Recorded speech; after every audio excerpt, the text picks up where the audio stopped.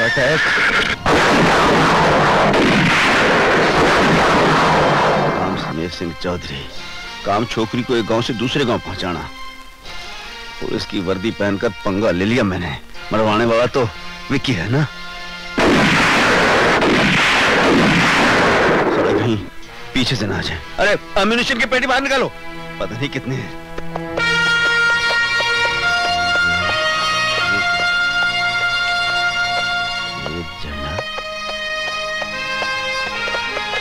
डाकू डर गए, डाकू डर गए। उन्हें पता चल गया कोई फौजी पुलिस में आ गया।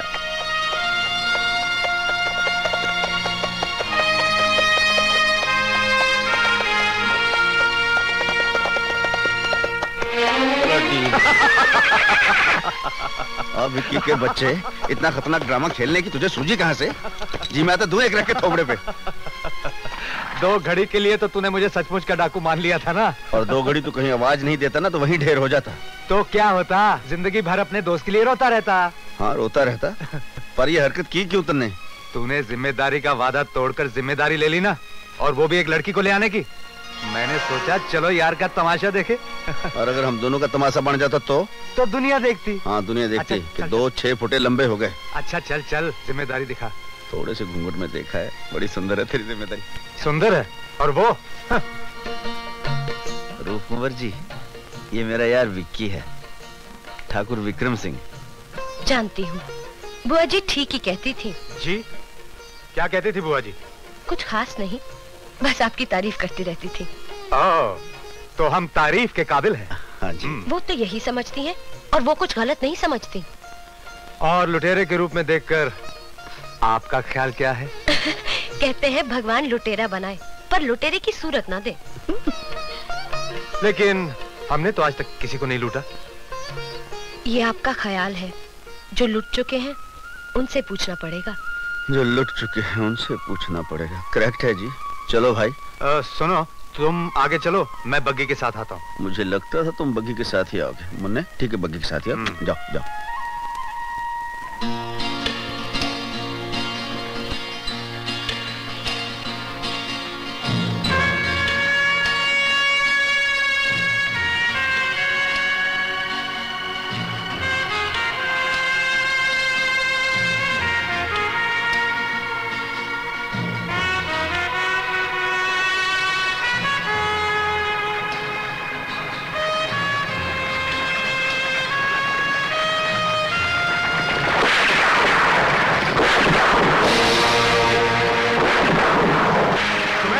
सचमुच के डाकू आ गए। ब्लडी वेल, अभी सरेंडर करा।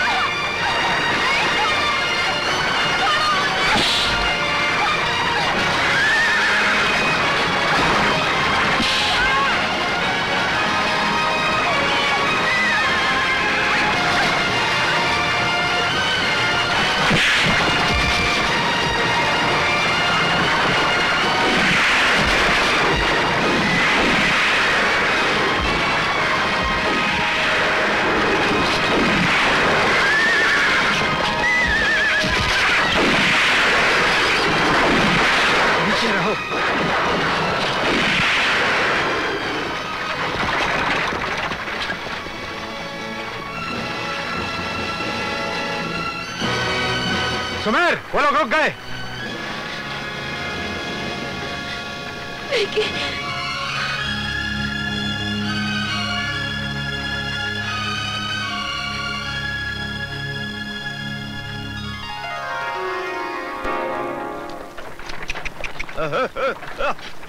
देखिए, रास्ता लंबा है, आज रात यहीं गुजार लेते हैं।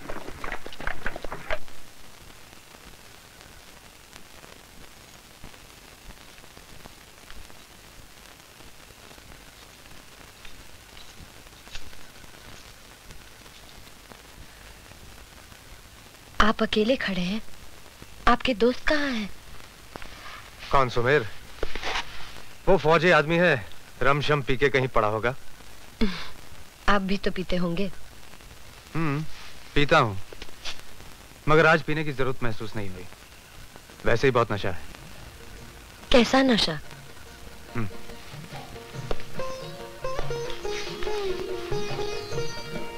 हम आपसे क्यों बताएं? भूल हो गई जो आपसे पूछ लिया, मगर मेरा कसूर नहीं। कुछ चेहरे ही ऐसे होते हैं जो पहली बार मिलते हैं तो लगता है जैसे बरसों की मुलाकात हो। जी हाँ, कुछ चेहरे ऐसे होते हैं।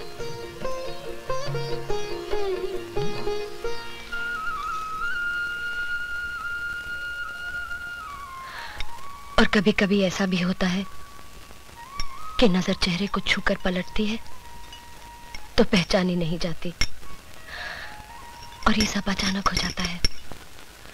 जैसे फूलों पर चलते चलते अचानक कांटा चुभ गया हो, या फूलों में छिपे किसी कमबख्त ने डंक मार दिया हो, और दर्द इतना मीठा हो कि जी चाहे जिंदगी भर अच्छा ना हो।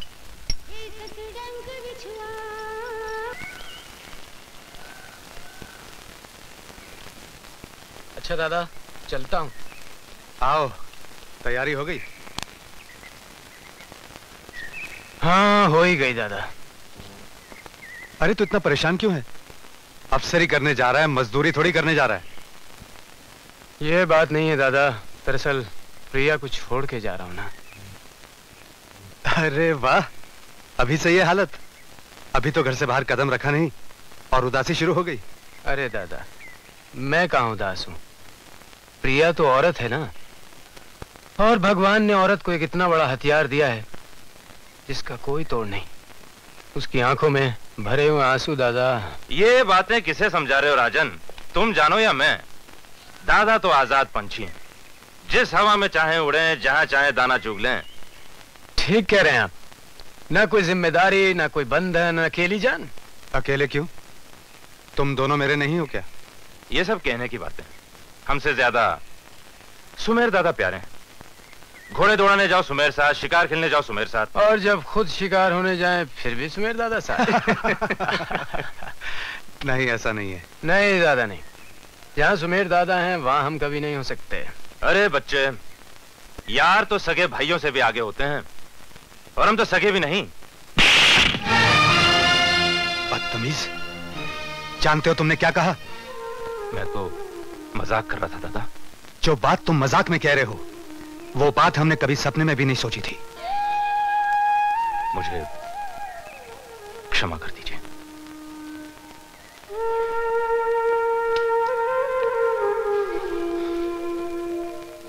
क्षमा तो मुझे मांगनी चाहिए।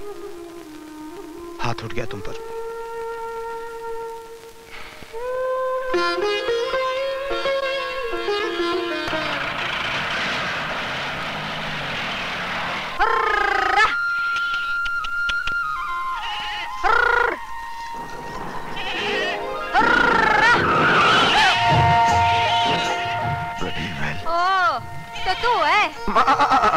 फूट गए के देखो कौन है ना क्या करे मारो बालम भाग गया। तने लगन कर लिया के? अरे वो नहीं, मारे मेमने का नाम बाले में। हाँ, तभी से सीने से जूं चिपका के रख छोड़ा था। हा? क्यों जल गया? मैं क्यों जलूं? क्यों जलूं मैं? पर वो ये देख, तेरे सारे कपड़े मैले कर गया वो। उससे तो कुछ मैला नहीं हुआ, थारी नजर पड़ेगी तो जरूर मैला हो जाएगा।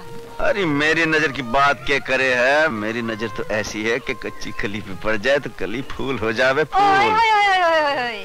अरे थारी नजर पेड़ पे पड़ जाए तो 15 साल तक फल को ना आए। पेड़ वेड़ की बात तो मैं को ना जानू। हाँ तन्ने में एक बार निहार के देख लू ना तो तन्ने फल भी आवे फ्रूट भी आवे। बात करता है, सपना ही देख तू। ये सारा सामान लेकर कहाँ जा रहा है? ये तो मैं अपने साहब के साथ ड्यूटी पे जा रही हूँ। कितने दिन वास्ते? हाँ कोई 7-8 दिन तो लग ही जावे। 7-8 दिन? मेरे जाने से तू उदास लग रही है। थारे लिए तुम्हारा कौन लगे? चल परदेसी वालम ड्यूटी पर। इतना तो बोल गई तुम्हारो कौन लागे।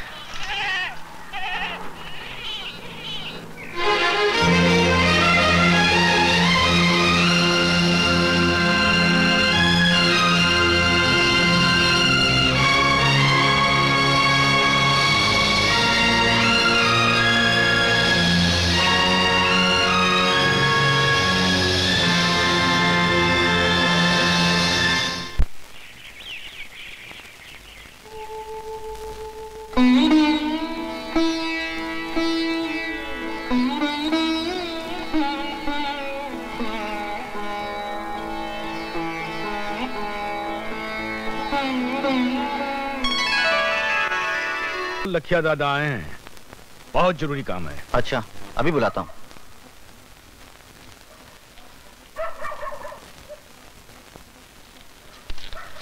खमागड़ी हुक्म। इतनी रात गए सरपंच जी? बैठिए बैठिए। खैरियत तो है? माफ करना हुक्म, जो रात में तकलीफ दी, पर खबर इतनी जरूरी थी कि सुबह का इंतजार न कर सका। सीधा शहर से आ रहा हूँ। क्या बात है? सफेद टोपियां वाला ने कुर्सी संभाल ली, नए नए कानून बना दिए, घोड़ा गधा सब बराबर। पहलियां क्या बुझा रहे हो सरपंच जी? कौन सा कानून पास कर दिया है? कुछ कहने से पहले जबान जल जाए, पर के बताऊं हुक्म। कानून बोले है जमींदारी खत्म।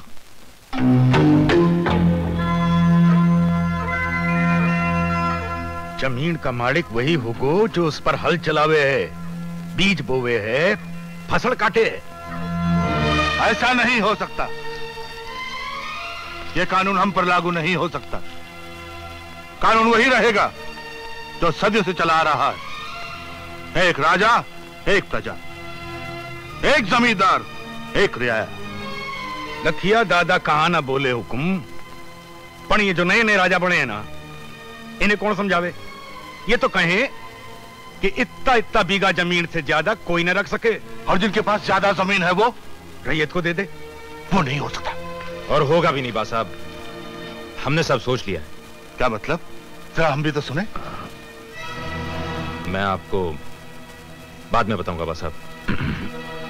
अरे सरपंच जी कौन से पराए हैं? अपने ही हैं, इनके सामने कह डालो। वकील साहब से कह के पिछले वर्षों के कागज खरीद लें, सब जमीन सगे संबंधियों के नाम करवा दें। जब हमारे नाम ज्यादा रहेगी नहीं तो छोड़नी कौन सी पड़ेगी।